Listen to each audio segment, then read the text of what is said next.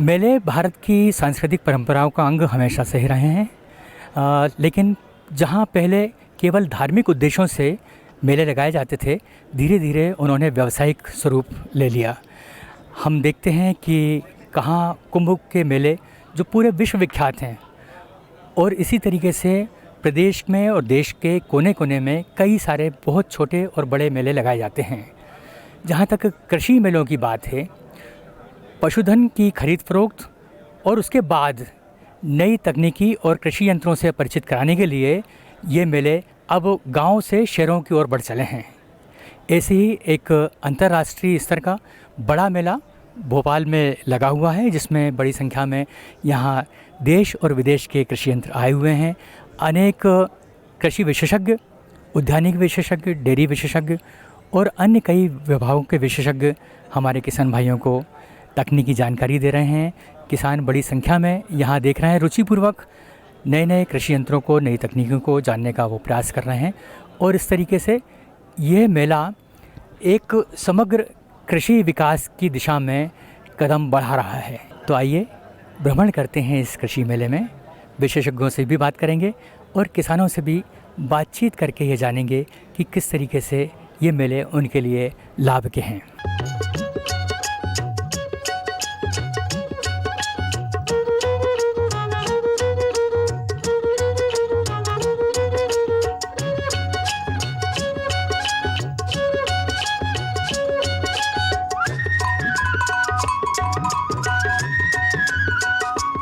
किसान भाइयों, इस मेले में हमने बड़े कृषि यंत्र तो देखे ही सही और उनके बारे में काफ़ी सारी जानकारी एकत्र की, लेकिन यहाँ पर कई सारे ऐसे किसान भी आए हुए हैं जिन्होंने खुद के अपने आविष्कार किए हुए हैं और वो इन आविष्कारों को बहुत रुचि के साथ, बहुत जिज्ञासा के साथ किसान भाइयों को बता रहे हैं और उन्हें बता रहे हैं कि किस तरीके से ये आपके लिए भविष्य में उपयोगी हो सकते हैं।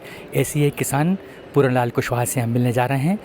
पूरनलाल कुशवाहा को भारत सरकार की ओर से कई सारे सम्मान मिले हैं। प्रदेश के कृषि विभाग ने भी इनको बार बार इनके आविष्कारों के लिए सम्मान दिया हुआ है, लेकिन इसके बावजूद उन्हें एक ऐसे प्लेटफॉर्म की तलाश है जहां पर वो अपने यंत्रों को लोगों तक पहुंचा सकें, कोई मैन्युफैक्चरर इनको मिल सके, निर्माता मिल सके, जिससे कि ये सामान्य किसानों तक यंत्र पहुंच पाएँ। कुशवाहा जी, आपका स्वागत है हमारे कार्यक्रम में और हम जानना चाहेंगे कि ये जो आपने यंत्र यहाँ पर रखे हुए हैं, इनकी क्या उपयोगिता है, कैसे आपके मन में ये आइडिया आया और किस तरीके से ये किसानों के लिए उपयोगी हो सकते हैं? जी सर, हमने रहाट की प्रेरणा से ये बनाया था कि रहाट में बैल चलते थे और बैल उसको घुमाते थे धीरे धीरे, और इसमें डिब्बों से पानी आता था।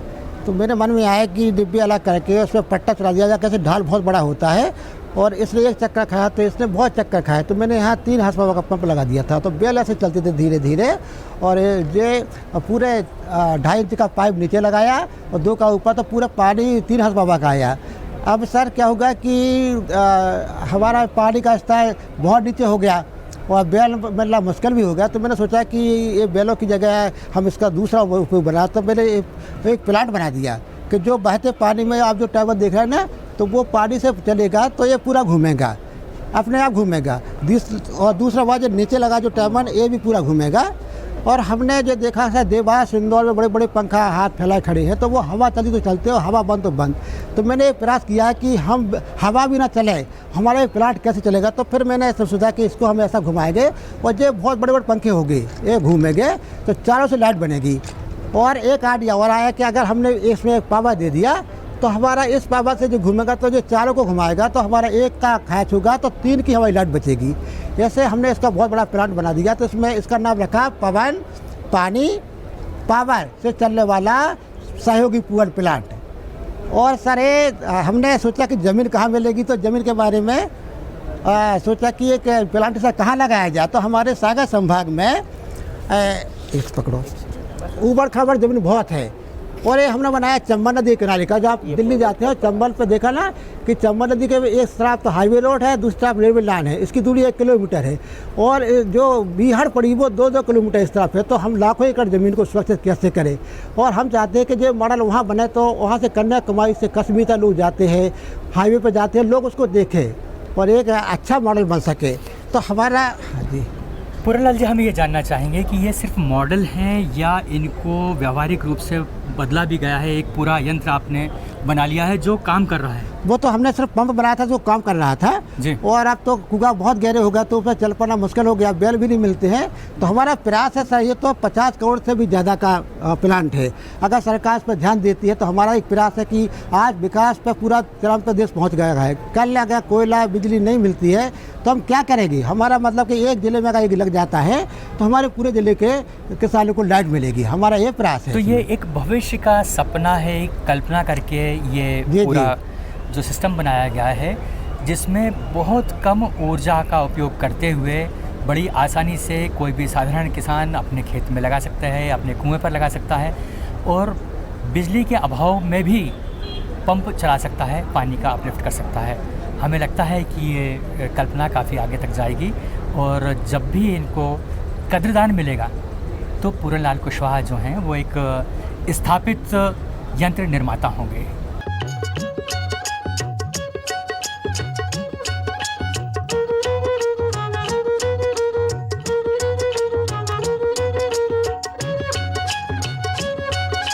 फसल की सुरक्षा में न सिर्फ कीट और बीमारियों से बचाव आता है, बल्कि कई सारे ऐसे अवांछित पशु हमारे खेतों में ना घुसें और चरकर नुकसान ना करें, इसके लिए सामान्य से ज़्यादा हटकर बहुत अच्छे किस्म की फेंसिंग आने लगी हैं। और ये फेंसिंग ऐसी हैं जिसमें आपको कुछ ऊर्जा का प्रयोग नहीं करना पड़ता, सौर ऊर्जा से चार्ज होती हैं और हल्का हल्का करंट इसमें दौड़ता रहता है। इसलिए जब पशु इनके पास जाते हैं तो उनको एक ऐसा हल्का सा झटका लगता है जो उनके शरीर को किसी तरह से नुकसान तो नहीं पहुंचाता, लेकिन उन्हें दूर ज़रूर कर देता है। जिन क्षेत्रों में नीलगाय और इस तरह के ज़्यादा आवक जावक रहती है पशुओं की, वन्य पशुओं की, वहाँ पर ये काफ़ी उपयोगी पाए गए हैं। यहाँ सोलर फेंसिंग लेकर आए हुए एक कंपनी के हमारे सहयोगी दीपक जी हैं और इनसे हम बातचीत करना चाहेंगे। दीपक जी, अपने इस फेंसिंग के बारे में पूरा डिटेल दीजिए। ज़रूर। सभी दर्शकों किसान साथियों को मेरा नमस्कार। जैसा भाई साहब ने बताया कि किसान को खेतों में सबसे ज़्यादा नुकसान हो रहा है आवारा पशु, अवांछित पशुओं की वजह से। उन्हीं से सुरक्षा के लिए इसी श्रृंखला में कंपनी ने एक नई तरीके की नई टेक्नोलॉजी को इस्तेमाल करते हुए फेंसिंग बनाई है जो डीसी वोल्टेज का झटका हर 1.25 सेकंड के अंदर तार बाड़ के अंदर छोड़ती है।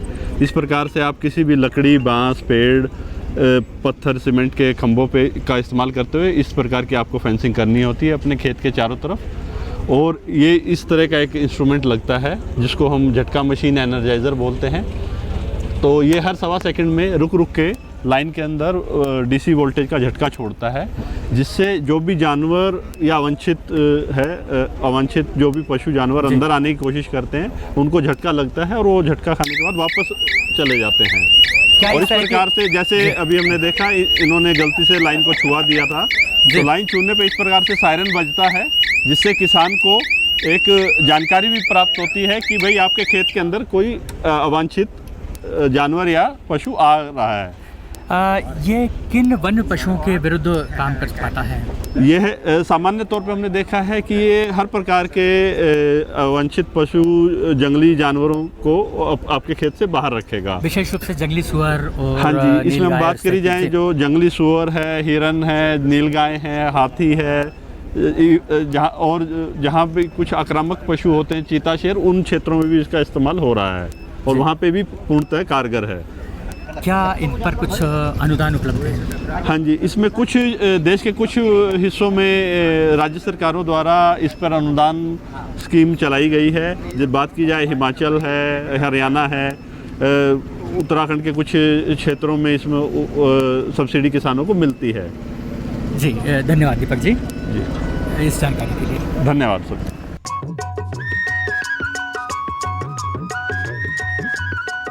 अरे सुन तो।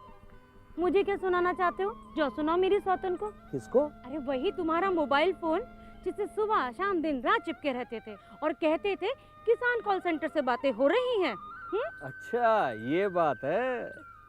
हाँ, क्यों? क्या हुआ? अब बात नहीं होती क्या? अब तो झट से बात हो जाती है। संबंधी समस्याओं का अपनी भाषा में तुरंत हल पाने के लिए पूरे भारत में किसी भी फोन से हेल्पलाइन नंबर पर संपर्क करें। किसानों का दोस्त किसान कॉल सेंटर।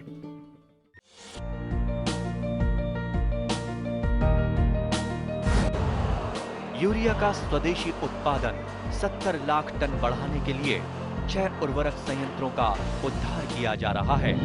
FCIL के गोरखपुर, सिंदरी, तलचर और रामागुंडम संयंत्र, HFCL की बरौनी इकाई और BVFCL की नामरू फोर्थ। सोने पर सुहागा ये है कि देश में अब बनेगा सिर्फ नीम लेपित यूरिया, क्योंकि इससे होगा किसानों का फायदा ही फायदा। अनाज का उत्पादन 10% तक बढ़ेगा। बढ़ेगी 10 से 15% नाइट्रोजन क्षमता।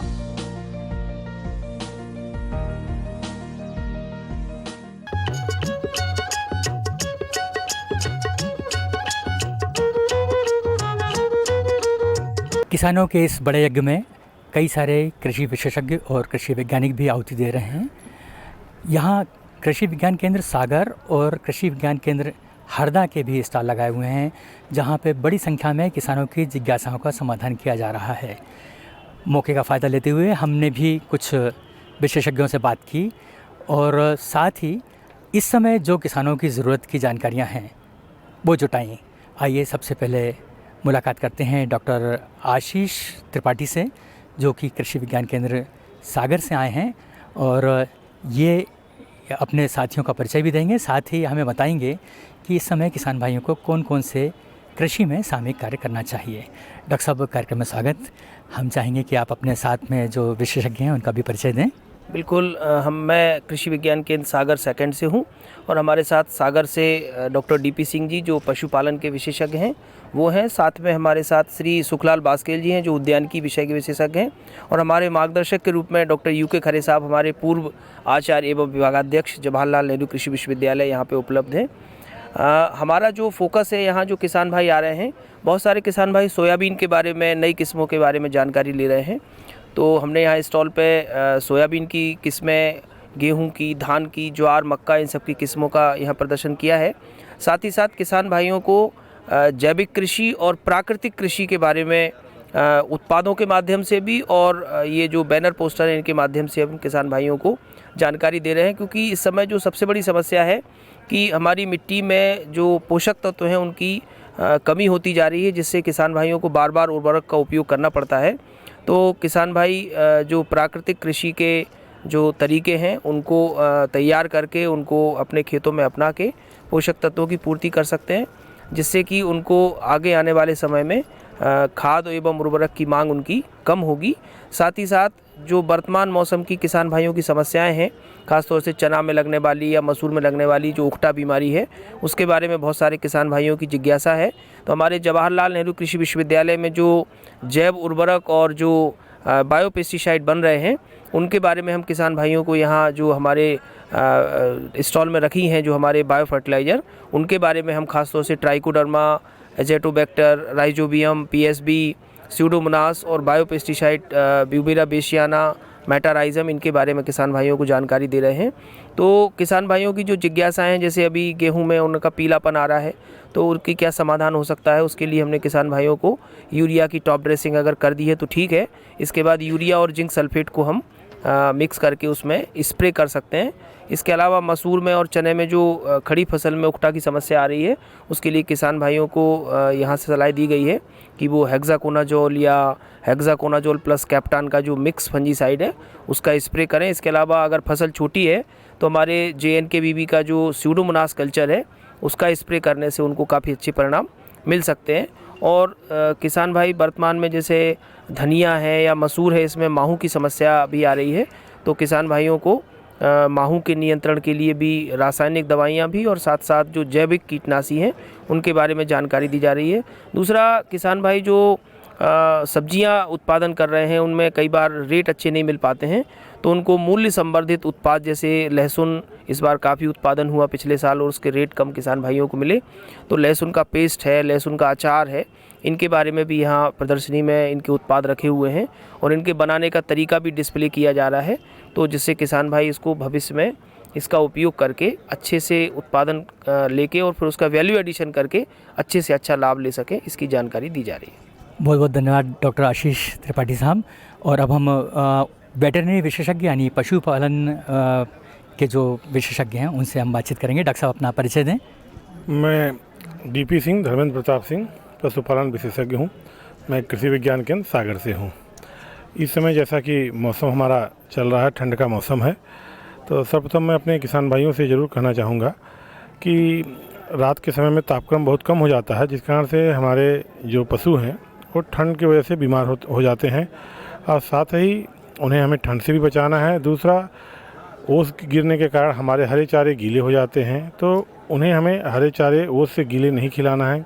ओस के से गीले हरे चारे खिलाने से उनको अफरा की शिकायत हो जाएगी और गैस बनने लगती है उससे पेट में, जिसके कारण पशुओं की मृत्यु तक होने की संभावना बनी रहती है।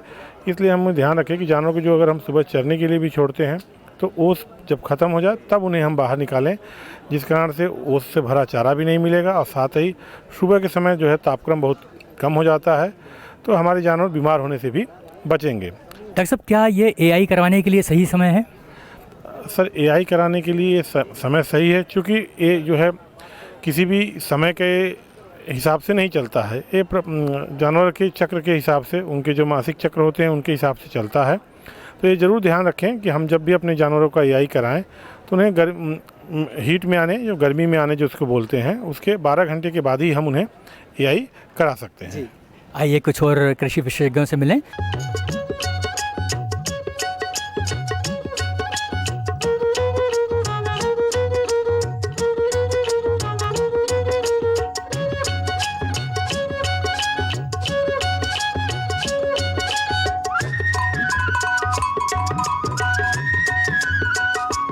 मेले में भ्रमण करते हुए अब हम आ चुके हैं कृषि विज्ञान केंद्र हरदा के स्टॉल पर, और यहाँ पर विशेषज्ञों से बातचीत कर रहे हैं। डॉक्टर साहब, अपना परिचय दीजिए और क्या कुछ गतिविधियाँ चल रही हैं हरदा ज़िले में आपके कृषि विज्ञान केंद्र के माध्यम से? जी, मैं डॉक्टर एस.के. तिवारी, जवाहरलाल नेहरू कृषि विश्वविद्यालय कृषि विज्ञान केंद्र हरदा में एग्रोनॉमिस्ट के पद पर पदस्थ हूँ।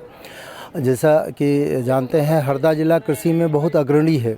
प्रति इकाई उत्पादकता की अगर बात करें तो गेहूं और चना और मूंग की प्रति इकाई उत्पादकता पंजाब और हरियाणा से भी बहुत आगे है। हम यहाँ पर मेले में जो लेके आए हैं वो किसानों के लिए जो हमारी उन्नतशील किस्में हैं, जिससे कि किसान अपनी पैदावार बढ़ा सकता है, जो नई किस्में हैं उनको यहाँ प्रदर्शित कर रहे हैं। गेहूं की कई सारी किस्में हैं, चने की किस्में हैं, और ख़ास करके मूंग की किस्में। मूंग की MH 421 वैरायटी है, जिसका बीज हमारे पास उपलब्ध भी है। पूरे मध्य प्रदेश के भी किसान हमारे पास से बीज ले जा रहे हैं। हरदा ज़िला भी हमारे पास बीज के लिए पूरे किसानों को हम बीज देते हैं। और उसके साथ साथ और भी जो उद्यानिकी फसलें हैं, जैसे कि शिमला मिर्च है, टमाटर है, पपीता है, संतरा है, ये भी बहुत आयत से किसान हमारे यहाँ हरदा ज़िले में इसकी खेती कर रहे हैं और बहुत लाभ ले रहे हैं। तो ये चीज़ें यहाँ पर हैं। दूसरे ये है कि अभी केमिकल फार्मिंग जो हो रही है, रासायनिक खेती, उससे हर किसी को तकलीफ़ हो रही, तो इसलिए प्राकृतिक खेती को करने की ज़रूरत है। हम यहाँ पर प्राकृतिक खेती के जो विभिन्न घटक हैं, जैसे कि बीजामृत है, जीवामृत है, घन जीवामृत है, आग्नेयास्त्र है, नीमास्त्र है, ये सब भी बनाने की विधि भी यहाँ लेकर के आए हैं, ताकि किसान उसको जान सके कि कैसे बनाया जाता है और कैसे उसका प्रयोग किया जाता है। कल से आज तक लगभग हज़ारों किसान हमारे पास आ चुके हैं स्टॉल पर। यहाँ से उन्होंने देखा है, देखने के साथ साथ इसको बनाने की विधि और साथ साथ इसको कैसे उपयोग किया जाए, इसकी भी जानकारी लेके गए हैं। बहुत बहुत धन्यवाद डॉक्टर तिवारी साहब। किसान भाइयों, हमने देखा कि हरदा ज़िला जिसकी गेहूं की उत्पादकता राष्ट्रीय उत्पादकता से भी अधिक है, मूंग की खेती के लिए हरदा ज़िले को बहुत अधिक प्रसिद्धि मिली हुई है। ऐसे ज़िले के कृषि विज्ञान केंद्र के हमने वरिष्ठ वैज्ञानिक से बातचीत की, और इनके साथ में जो वैज्ञानिक आए हैं इनसे भी हम बातचीत करते हैं। डॉक्टर साहब, अपना परिचय दीजिए और क्या जानकारियाँ आपकी मार्फत किसानों तक पहुँच रही हैं, जानना चाहेंगे। जी नमस्कार सर, मेरा नाम डॉक्टर सर्वेश कुमार है। मैं प्रसार वैज्ञानिक कृषि विज्ञान केंद्र हरदा में पदस्थ हूँ। यह स्टॉल हम लोगों ने कृषि विज्ञान केंद्र हरदा की तरफ से नवीन तकनीकी जो हम हरदा में संचालित कर रहे हैं और तकनीकी प्रचार प्रसार किया जा रहा है, उसको लेकर यहाँ पर आए हैं। तो हम चाहते हैं कि जो भी किसान भाई इस मेले में आए हैं वो इन तकनीकियों से वाकिफ़ हों और ये तकनीकी जानकारी लेकर जाएं, ताकि उनका उत्पादन और अच्छा हो सके और उन्नत उनका उत्पादन प्राप्त कर सकें। उसके लिए जो हमारी हाई यील्डिंग वेराइटी, जैसे डॉक्टर साहब ने बताया, वो हमने यहाँ पे प्रदर्शित की हैं। साथ ही जो आज स्वास्थ्य को लेकर प्राकृतिक खेती की बात कर लिए। तो प्राकृतिक खेती को बढ़ावा देने के लिए जो उससे में ज़रूरी उत्पाद होते हैं उनको भी हमने यहाँ प्रदर्शित किया है। किसान भाई बहुत रुचि ले रहे हैं और उसको अच्छे से देख रहे हैं, उत्पादों को समझ रहे हैं, तो उसकी तकनीकी जानकारी भी हम लोग प्रोवाइड करा रहे हैं। साथ ही साथ वैल्यू एडिड मूल्य संवर्धक जो उत्पाद हैं हरदा ज़िले में, हम लोगों ने NGO के थ्रू साथ ही साथ कुछ छोटे क्लस्टर ग्रुप बनाकर महिलाओं को जिनको हम तकनीकी सहयोग देते हैं तो उत्पाद तैयार कर रही हैं, उनसे आय का अर्जन हो रहा है और उनको लाभ पहुंच रहा है, तो वो भी हमने प्रदर्शित किए हैं।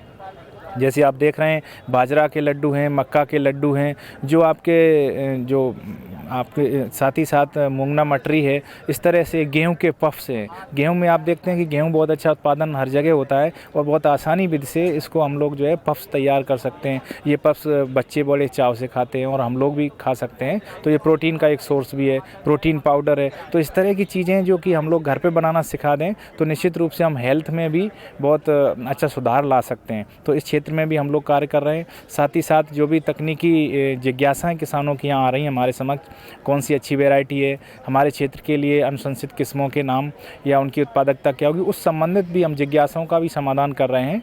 और कल हमारा संगोष्ठी हुआ, उसमें हम लोगों ने भाषण भी, लेक्चर भी दिया है, जिससे भी किसानों का संबोधन हुआ और जिज्ञासाओं को उनको जो हमने समाधान किया है। तो इस तरह से हम लोग तकनीकी रूप से किसान को सुदृढ़ कर रहे हैं और उनको मजबूत बना रहे हैं और किसान इसका लाभ ले रहे हैं। बहुत बहुत धन्यवाद। तो किसान भाइयों, ये थे कृषि विज्ञान केंद्र हरदा के कृषि वैज्ञानिक, और इनका कहना है कि प्राकृतिक खेती की ओर किसान को बढ़ना पड़ेगा, तभी वो खेती को मजबूत कर सकते हैं, एक खेती को लाभप्रद बनाने की दिशा में कदम उठा सकते हैं।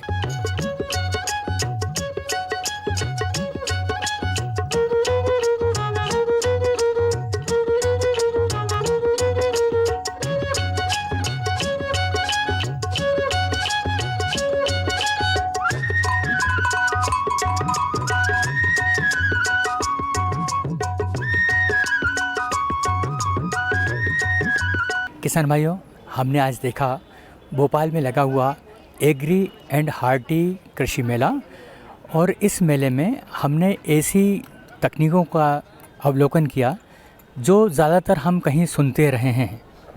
विदेश की बहुत सारी तकनीकी जो काम को बहुत आसान कर देती है, और इसी के साथ देश के अन्य राज्यों के भी बहुत सारे स्टॉल यहाँ पर लगे हुए हैं। हमने बातचीत की कृषि विशेषज्ञों से, कृषि वैज्ञानिकों से, किसानों से, और उन कंपनी प्रतिनिधियों से भी जो यहाँ दूर दराज क्षेत्रों से आए हैं और यहाँ भोपाल और मध्य प्रदेश के किसानों को अपने उत्पादों की जानकारी दे रहे हैं। हमें उम्मीद है कि ये कृषि मेला आपके ज्ञान संवर्धन के लिए और अपनी तकनीकी में सुधार करने के लिए उपयोगी रहा होगा। तो इसी के साथ हम आपसे आगे जाएंगे। नमस्कार।